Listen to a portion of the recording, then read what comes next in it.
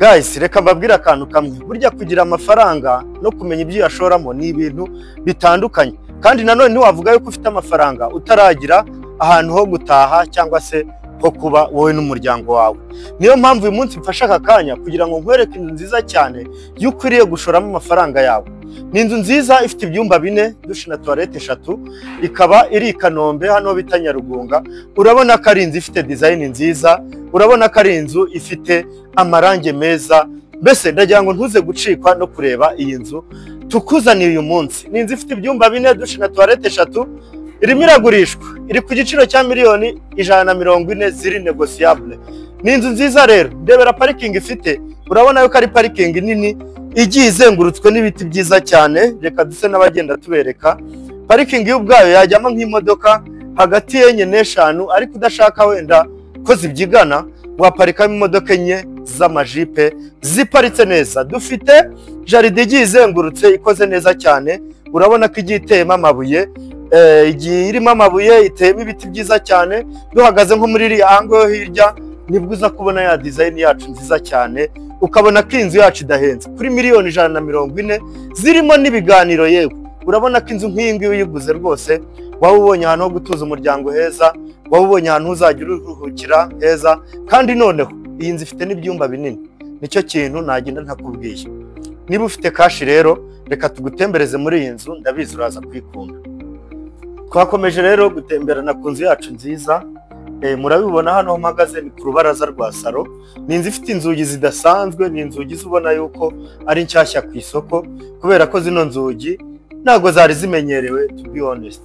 Zino nzugi zimeze gutya n'amadirishya yazo, urabona yuko rero hariho na rya range ryiza, sinzi n'abaryita stone paint, ariko urabona ko ari irange ryiza cyane. Tuvuye aha ngaha ku rubaraza turahita twinjirana muri salo. Ase n'uhagarara muri no ango abanyerekere, azuminge abanyerekere no ango. Urabona yuko ino salo ni nziza cyane, ni nini, irisanzuye, irahagije rwose pe. Ino salo sinzi ko umuntu wavuga ko ari ntoya. Ase n'ubereka kuri plafond, murebe uko plafond imeze, urabona ko ari sawa cyane.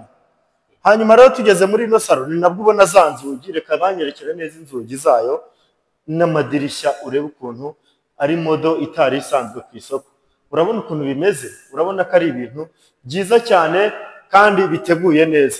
Urabona ko ino salo nta ntebe zitajyamo, izo waba ufite zose. Mpagaze aha na kamera iri hariya kugira ngo urimo urabibona neza ko ari salo nini cyane yisanzuye rwose ihagije. Ino salo yacu rero nituyivamo turahita dukomeza hano tubereke design nziza cyane y'urubaho ihari. Urabona yuko hariho imbaho nziza kandi cyane ziri hano kuri salo. Ni ibintu ubona ko byose biteguye neza cyane. Tuvuye aho ngaho turahita dukomereza hano muri saramanje. Iyi niyo saramanje yayo, urabona ko ari saramanje nini nayo yisanzuye. Ndebera ariko plafond ukuntu imeze, urebe n'itara ririyo, mbese wagira ngo ni ikirere bitewe na design yo bashyizeyo. Urabona yuko ari byiza cyane. Ino chipsam ishushanyije neza pe, nimvuga neza nta montage zirimo. Ndebera iryo tara, urabona ko ari ibintu byiza cyane kandi bijyanye. Hanyuma rero hano tuhafite ni table nziza ifatanye, ubwo isepara hano igikoni na saramanje. Urabona ukuntu imeze, ushobora guteraho twa dutebe n'umuntu wayigura. Ngewe niyo advice namuha, guteraho twa dutebe akazajya hafatira nka breakfast mu gihe adashaka kujya muri dining, akaba yakoresha hano, cyangwa se umuntu akaba yateka muri kuganira umumarirungu. Hano tuhafite kitchen nziza cyane iri open. Iyi kitchen iri open kuri saramanje. Urabona ko ari kitchen nziza irimo tubati twa black hejuru, amatara namwe urabona yuko nakara nimwe kuri yacu yacu. Urabona ko ari ibintu byiza cyane. Urabona ko harimo tubati twiza rero, kandi ni igikoni cyisanzuye, by'umwihariko kuba mama bakunda gutekera ahantu heza hameze nka gutya. Ni ibintu byiza cyane. Twababwiye ko ifite ibyumba 4, dushe na toilette 3. Reka rero dutangire tubereke, duhere muri cya cyumba cyo twita icy'abashyitsi. Tuguhaye ikaze mu cyumba cy'abashyitsi, tukaba turagitangiye. Iyo tugeze aha reka tubanze tubereke bathroom yacu. Urabona ko iyi ngiyi ni bathroom y'icyumba cy'abashyitsi, ariko yanakoreshwa yaba iri accessible ku bashyitsi bicaye muri salo. Reka nkwereke icyumba rero, ngaho ndebera icyumba ukuntu kingana. Urabona ko ari icyumba cyiza kinini kiriho ibintu byiza, ubona ko rwose nacyo cyisanzuye kandi gihagije cyane. Tuvuye aho ngaho tuhita dukomeza mu bindi byumba byacu bitatu, ariko duse n'abahagarara aha twongere tubereke ya salo. Ndebera ino salo noneho uhagaze aha ngaha, urabona ukuntu ingana. Ni salo nini pe, nkukumbuje cyangwa se nkuteye amatsiko yo kuzaza gusura ino nzu, urebe ko ibyo tuba tuvuga aba ari ukuri. Ni naho uzahita ubibonera yuko amakuru tuba dufite twebwe ari ukuri. Tugeze hano tukaba tugeze muri korodoro ifite ibyumba bitatu. Ubwo ngubwo turahera kuri ibi ngibi byo twita iby'abana, urebe size yabyo. Nakomeje mbabwira ko n'ibyumba ari binini. Urabona kino cyumba ukuntu kingana, kandi iki ni icyumba cyo twita icy'abana. Reba ukuntu kingana, utaza gutekereza ko ari principal. Hano tuhafite sorte cyangwa se entrée ijya mu gikari, kuko hariyo annex, igikoni cyo hanze, akazi k'umukozi na douche na toilette byo. Hanyuma hano tuhafite ikindi cyumba cya kabiri, ubwo ni icya gatatu, sorry. Iki cyumba cyacu nicyo cya gatatu kubera ko tumaze kurebana ibyumba bitatu. Reka rero tutabatindiye tubereke na douche na toilette y'ibi byumba bibiri bikoresha.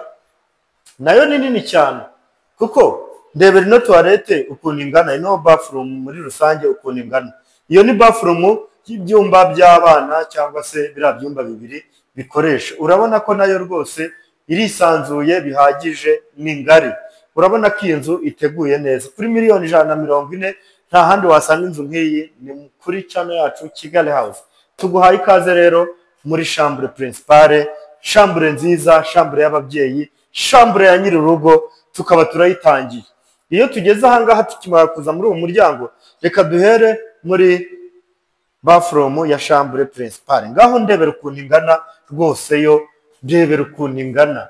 Ku bantu bakunda ubwogero bwisanzuye atari bya bindi byo kubyigana, urabona size, urabona yuko harimo shower nziza, utuntu twose. Toilette banyerekera ni original, za zindi nziza zigezweho. Urabona ko ari ibintu biteguye neza. Dufite lavabo hano nziza cyane. Inzu yacu ni nshyashya, nta muntu urayituramo, yubatse n'itafari rihiye kuva hasi kugeza hejuru. Tuguhaye ikaze mu cyumba rero, icyumba cya boss, icyumba cyiza cyane, icyumba rwose cyo waryamamo ukumva uruhutse, icyumba cy'ubona gisobanutse. Ndebera ino ngano y'iki cyumba, urabona ukuntu kingana, urabona design zirimo, urabona ukuntu ari icyumba giteguye neza. Ndebera harimo garde-robe nini, urabona yuko ino garde-robe ihagije. Ndebera plafond guys, itara ryiza cyane. Urabona yuko iyi nzu rwose nta gihendo kirimo. Niyo mpamvu mushishikariza gushora amafaranga abantu nk'aha ngaha, ukazajya wirarira ahantu nk'aha ngaha we n'umuryango muharuhukira, ukumva ko amafaranga yawe hari icyo yakugejejeho, amafaranga yawe uyabayemo neza kandi uyabayemo unezerewe. Urumva ko rero ukwiriye kuba wagura iyi nzu rwose uko byagenda kose. Ngira ngo inzu yacu rero urayibonye nkuko twabikubwiye. Ni inzu nziza irimo kugurishwa kuri miliyoni 140, zirimo n'ibiganiro. Ni inzu nziza iri hano i Kanombe Nyarugunga. Ni inzu nziza cyane rwose, yubakishije itafari rihiye kuva hasi kugeza hejuru, ibyumba 4, douche na toilette 3. Niba rero ubonye ino nzu ukumva urayikunze, watuvugisha cyangwa se ukatwandikiriza nomero ziba no kuri WhatsApp. Ntibibagirwe gukora like, share na comment, kandi mujye mwiyandikisha umunsi ku munsi cyangwa mukore subscribe kuri YouTube channel yacu ariyo Kigali House, kugira ngo tujye tubereka ibyiza tuba tubafitiye umunsi ku munsi. Tuguhaye ikaze rero, ni karibu.